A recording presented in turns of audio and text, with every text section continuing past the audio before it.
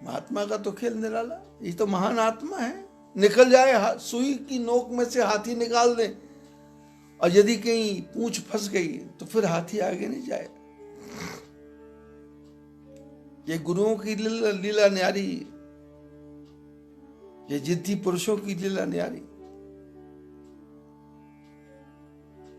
आशिक दीन सखी हर्षानी, निज समाज ले गई सयानी। परशुराम जी महाराज ने सीता जी को आशीर्वाद दिया। सखियां सीता जी को अपने समाज में लेके चली गई। विश्वामित्र जी आके परशुराम जी से मिले, क्योंकि ऋषि बराबर के हैं, तो आकर के मिले और दोनों भाइयों को गुरु महाराज के चरणों में प्रणाम कराया। पद सरोज मेरे दो भाई, दोनों भाइयों ने आके परशुराम जी के चरणों में प्रणाम किया और परिचय दिया कि राम लखन दशरथ के ठोटा, दीन आशीष देख भल जोटा। विश्वामित्र जी ने कहा ये दशरथ के पुत्र हैं, राम लक्ष्मण हैं। और परशुराम जी ने देखा जोड़ी अच्छी है तो आशीर्वाद दिया। लेकिन आशीर्वाद देते देते जब राम जी की तरफ देखा तो राम ही चितई रहे थकी लोचन, उरूप अपार मार मद मोचन। परशुराम जी ने जब राम की तरफ देखा तो आंखें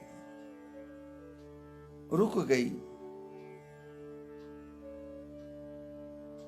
पलकों ने झपकना बंद कर दिया, टकटकी लगा के देख रहे हैं। कैसे है प्रभु? अत्यंत सुंदर है। कामदेव की छवि को भी समाप्त करने वाले हैं। और देखते देखते परशुराम जी का ध्यान भीड़ की तरफ गया तो परशुराम जी ने सहज भाव से पूछा कि ये भीड़ क्यों है, इतने राजा इकट्ठे क्यों किए हैं? और पूछ ऐसे रहे हैं जैसे इनको कुछ पता ही नहीं। बहुरी विलो की विदेह सन, कहो काह अति भीर, पूछत जानी अजान जिमी, व्यापियो कोप शरीर। पूछ ऐसे रहे जैसे अजान हो, पता ही नहीं। और जो गुस्सा है इनको करना नहीं पड़ता, ऑटोमेटिक गुस्सा आ रहा है, ऑटोमेटिक गुस्सा आ रहा है। कैसे कईयों की शक्ल होती है ना, बोले रो क्यों रहे हो? बोले शक्ल ही ऐसी है। बोले गुस्सा क्यों? बोले शक्ल ही ऐसी है। बोले टेम्पर लूज क्यों? बोले शक्ल ही ऐसी है। भगवान ने किसी किसी को शक्ल ही ऐसी बनाई होती है, आंखें ऐसी बनाई होती है कि देख के डर लगता है। जनक महाराज ने समाचार सुनाया कि किस लिए आए? बोले ये शंकर जी का धनुष। और परशुराम जी ने देखा शंकर जी का धनुष टूटा हुआ है, तो परशुराम जी का तो टेम्पर जो लूज था वो तो और भी लूज हो गया। अरे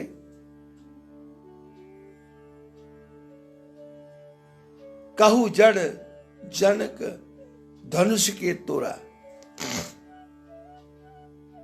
शास्त्रों में जनक जी को विदेह बोलते हैं, जनक जी को ज्ञानी बोलते हैं, जनक जी को विद्वान बोलते हैं। पर परशुराम जी ने कहा ऐ मूर्ख जनक, जड़, जड़ माने मूर्ख, ये धनुष किसने तोड़ा है?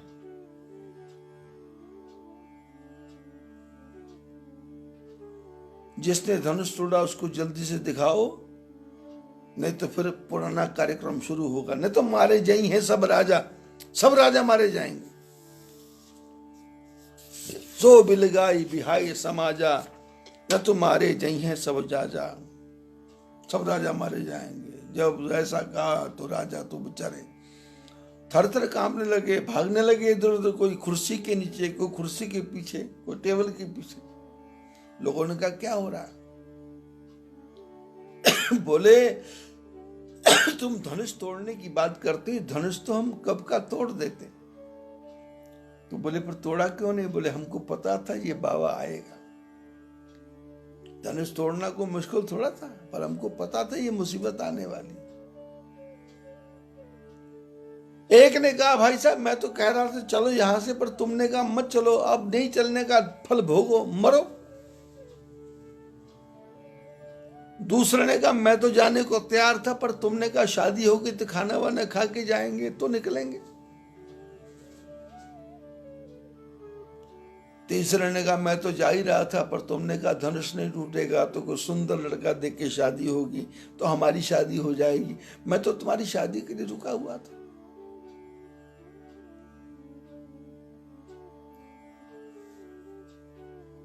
जो थोड़ी देर पहले तरह तरह की भाषा, कुटिल भाषा बोल रहे थे, वो सारे राजाओं का पसीना निकल गया।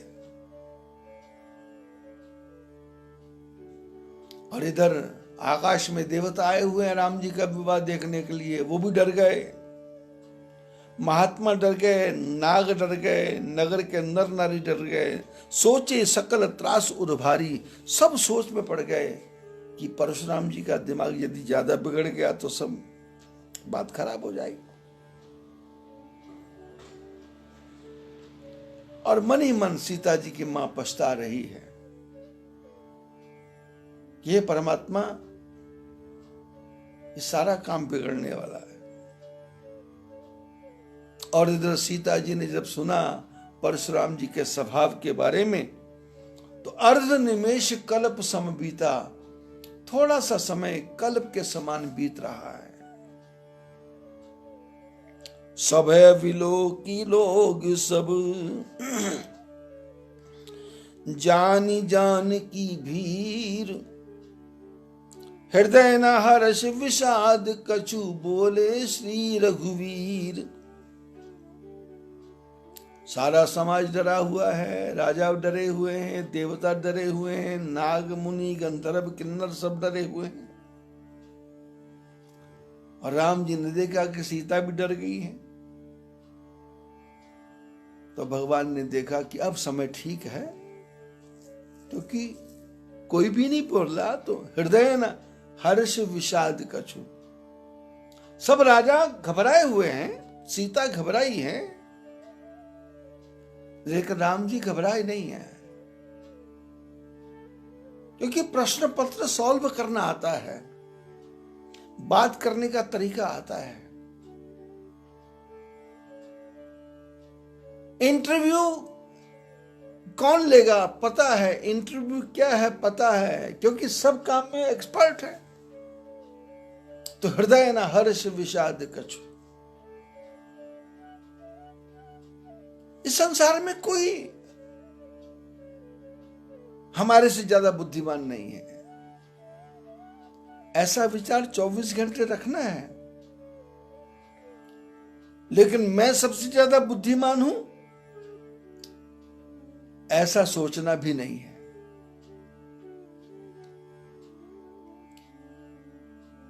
सामने वाला मेरे से तेज तर्रार है, ऐसा सोच के घबराना नहीं है। और मैं ही बड़ा चालाक हूं, ऐसा सोच के इतराना भी नहीं है। सम रहना है। यदि सम रहना आ गया तो जीवन में कभी धोखा नहीं है। राम जी कैसे, हृदय ना हर्ष विषाद कछु। सारा समाज डरा हुआ है, लेकिन भगवान न हृदय में हर्ष है न विषाद है। बोले श्री रघुवीर राम बोले। परशुराम जी ने प्रश्न किया था, शंकर जी का धनुष किसने तोड़ा, उसको निकाल के बाहर करो। तो राम जी ने सीधे सीधे शब्दों में कहा कि नाथ शंभु धनु भंजन हारा, होई है क्यों एक दास तुम्हारा। बोले शंकर जी के धनुष को तोड़ने वाला कोई आपका दास ही हो सकता है, आपसे बड़ा तो हो नहीं सकता। आप आज्ञा कीजिए, क्या करना है। ऐसा सुनते ही परशुराम जी का तो क्रोध टेम्पर लूज हो गया। परशुराम जी ने कहा, अरे जो शंकर जी के धनुष को तोड़े वो दास है क्या? अरे सेवक सो जो करे सेवकाई, सेवक उसको कहते हैं सेवा करे। अरि करनी करी करे ही मिताई। बोले दुश्मन की बातें कर रहा है और लड़ाई करने को तैयार है। सुनो राम यही शिव धनुष भंगा, सुनो राम यही शिव धनुष तोरा, सहस बाहु समसो रिपुमोरा। परशुराम जी ने कहा राम, जिसने शंकर जी के धनुष को तोड़ा है वो सहस्र बाहु के समान मेरा दुश्मन है, उसको निकाल के बाहर करो, नहीं तो आज सबको खत्म करूंगा। राम जी तो कुछ नहीं बोले, तो सोनी मुनि वचन लखन मुस्काने। लक्ष्मण जी ने परशुराम जी के वचनों को सुना तो मुस्कुराने लगे।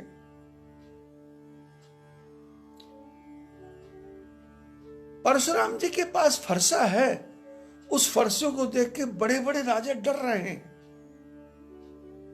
लेकिन लक्ष्मण जी ने परसे की तरफ ध्यान ही नहीं दिया, मानो फरसे को अपमान कर रहे हो। लक्ष्मण जी ने कहा बाबा जी, ये धनुष को टूटा, आपको इतना गुस्सा आ रहा है? हम तो क्षत्रिय लोग हैं, जब से पैदा हुए हैं आज तक धनुष ही तोड़ते आ रहे हैं। ऐसा क्रोध तो आपने कभी नहीं किया था। इतने धनुष तोड़े हमने, आपने क्रोध नहीं किया, तो यही धनु पर ममता कई हेतु। इस धनुष पर आपकी ममता क्यों है?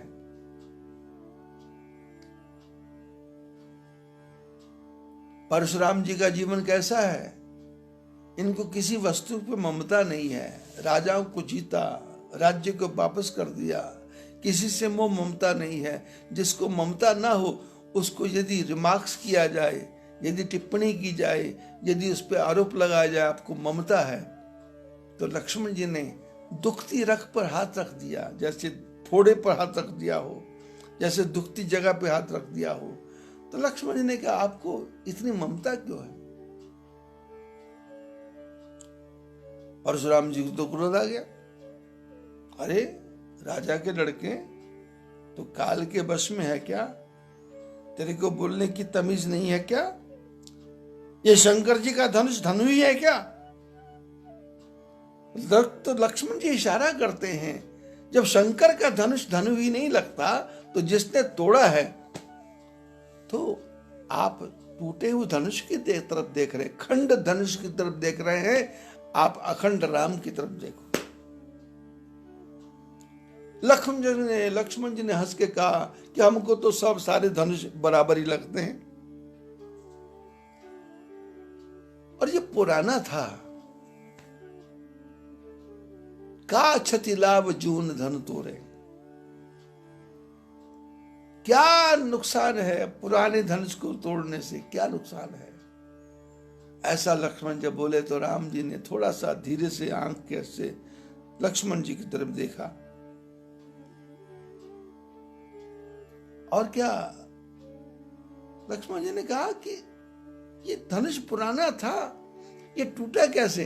बोले कैसे? बोले राम जी ने देखा और ये टूट गया। छुअत टूट रघुपति ही न दोष, ये तो छूते ही टूट गया, राम जी का उसमें कोई दोष नहीं है।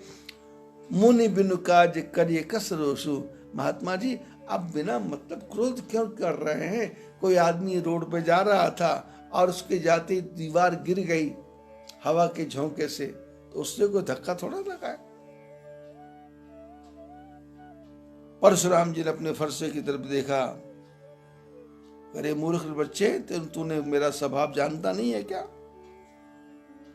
तेरे को बच्चा समझ के मैं मार नहीं रहा, तू मेरे को उस तरह महात्मा मत समझ। सहस्त्र बाहु से पूछ। और परशुराम जी ने कहा तो अपने माता पिता को दुखी क्यों देखना चाहता है?